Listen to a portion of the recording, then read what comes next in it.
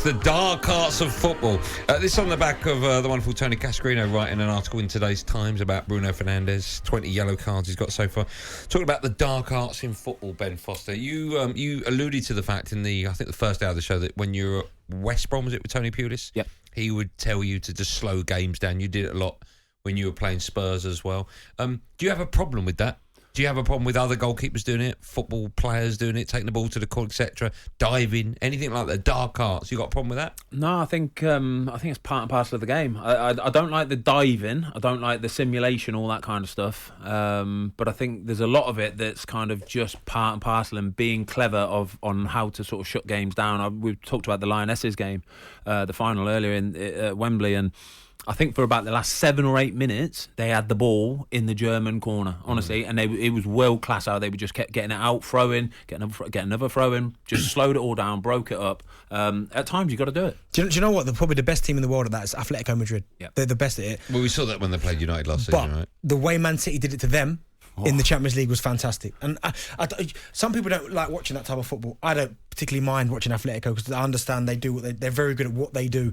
But at times you've got to beat teams at your own game and the rolling around. Was it Phil Foden that got fouled off the pitch and rolled himself back onto the pitch? Grealish had his air pulled and all that kind of stuff. All that, I understand that. And I think all football fans hate to see it.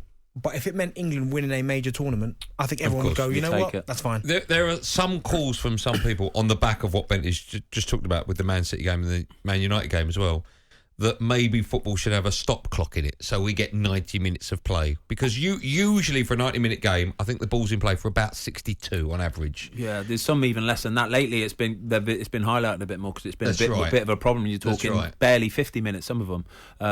The game would go on too long. It would. I understand what people are saying, but if it's not, bro, you ain't got to fix it. Do you know what I mean? Just keep it as it is. But with VAR now, I think it's getting harder and harder to get away with a lot of stuff. Do you know what I mean? The diving in the box, the simulation, all that kind of stuff. So players aren't even bothering anymore because they know that they're going to end up just getting a yellow card and it's not going to be given to them. If you were a manager and one of your players, you had a big cup final, I'll ask both of you this, and your player said just before he's leaving the dressing room, listen, Gaffer, if I get the chance to dive and win a penalty, shall I do it? I said, don't do that, you idiot, because we've got VAR. You get yourself booked. You're not getting away with it. Right, okay, this is what you can say. All right, Gaffer, if I've got a chance to dive and get away with it, right? If I feel a little touch, which is not enough to take me down, but I'm going to throw myself to the ground and get a penalty, shall I do it? What cup final is it? What are we talking? Big one, big boy, Champions League. What was one of the Mickey Mouse ones you won? League Cup? Honestly. Ben, do you know what, Ben? Horrible. Anything. FA Cup final.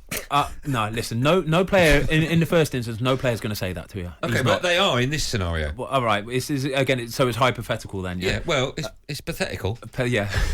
What was it, Ben? He said earlier. Magnified. No. What was it? Magnified. Magnimised. What was it? No, magnimised. That was it. Magnimised. No, if I'm the manager and the player says that to me, I'll be, but mate, don't be a plonker. Just play your game. Yeah, I'm not trying to. I'll be the player, right? Yeah. Well, yes or no? Shall I dive? Nah, don't do that. Just play your game. If you get a chance to score a goal, score the goal. I don't have a chance to score a goal. If he injures have a chance to touch me, boom, shall I go down? If he fouls you and it's enough to make you go down. It is what it is, isn't it? If you feel that contact, son, you go down. Yeah. So are you both managers now? Am I playing for both of you? Yeah. We're number one and number two. Yeah. Who's the number two here? I don't want that pressure. I'll be the two. You're a goal scorer. You had all the pressure in the world.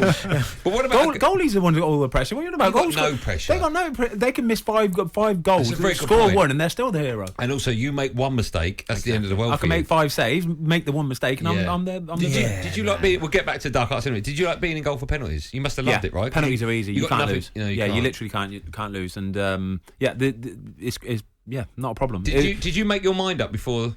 No. Hold on. Didn't you were the one of the very first goalkeepers to have, was it an iPad in the League Cup final? Yeah, people were doing that sort of stuff anyway. It's just the fact that it was a cup final, it was on the pitch at Wembley, and the camera zoomed in on it. They zoomed in on my goalie coach showing us videos of Benty taking penalties and Jamie O'Hara, people like that kind of thing. Slamming the side netting. He would slam him in the side netting, to be fair. So that's what it just kind of got blown out of all proportions. But whether it's sort of like wrapped around a drinks bottle and it's like that all that kind of stuff. Was it Bryce Samba? Not in the Forest. I mean, his was on detailed on the side of the bottle. Mate, and every one of them was bang on as well. The saves he was making was a joke. One of them was stand. He had it written down, stand, and the player did put it down the middle, and he just stood there and whomped it away. That's nuts, isn't it? Incredible. I mean, it's very, very clever, but not only that as well. That's what goalkeepers should be doing, right? I'm guessing. You've got to do your research. Yeah. You can do. You've got to do all your research for whoever you're playing on that Saturday. You need to know the free kick takers, the corner takers, players that might stand on you, penalty takers, all that kind of stuff. Okay, going back to the dark arts then. If you knew there were players that could and probably would stand on you as a goalkeeper, would you ever feign injury to get a free kick? No, God no. That's running the risk, that, because if you don't get it... Yeah. But goalkeepers are sort of protected more than outfield players, right? I know what you're saying. But and there's some goalies I've seen where they've come out, they've kind of gone to punch a ball or something, and they've just laid on the floor, and the game's going on. Yeah. And I see it now, and it's a modern thing, I'm sure of it, but they're lying on the floor and the game is carrying on around them. And I'm thinking, you're the goalkeeper. Like the first thing you need to do is get up. Even if you are really hurt, you have to just get up and try and do whatever you can do. There was a goal I conceded ages ago, and I remember it was kind of touch and go whether it was a foul or not, and he kind of whomped me and landed on me and then stayed on me. But I'm trying to get up, and I've hurt myself, but I'm trying to get up. And afterwards, we looked at the video, and he said, I remember my goalie coach and like maybe the manager was saying, I reckon that if you would have stayed down and sort of like played dead almost, he would have given a foul there. He would have given a foul. And what did you say? I kind of had to agree with him a little bit, because you see it now, like these modern goalies who will just stay down. The game's going on around them and they're just staying on the floor. I'm thinking, no. Because they're so important, the goalkeeper, that you can't really let play carry on with the goalkeeper down on the ground, right? Yeah, but I think it's not necessarily that. It's, I don't know, it's this weird modern thing of, I'm so important that I'm just going to lie there. And I'm thinking, I couldn't do that as a person. Like me, the way I'm built, I will just get up. You have to just get up. Would you dive for a penalty? Have you ever dived for a penalty? No, I've had this discussion. I didn't dive. And then people find articles, Dudek said I dived and all that. But I didn't dive, because I felt like Would you? No. Hold on. World Cup final, you're playing for England. Yeah. Last minute, 0-0. Mm-hmm.